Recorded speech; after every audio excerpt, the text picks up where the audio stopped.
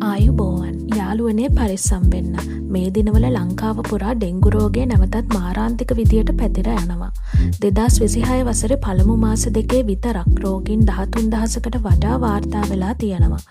කොළඹ, ගම්පහ, කළුතර, මහනුවර, රත්නපුර ඇතුළු දිස්ත්‍රික්ක කිහිපයක් දැන් අධි අවදානම් මට්ටමේ. වැදගත්ම අනතුරු ඇඟවීම. ඔබට හෝ නිවසේ අයෙකුට තද උණ තියෙනවා නම් පාවිච්චි කරන්න පුළුවන් පැරසිටමෝල් විතරමයි.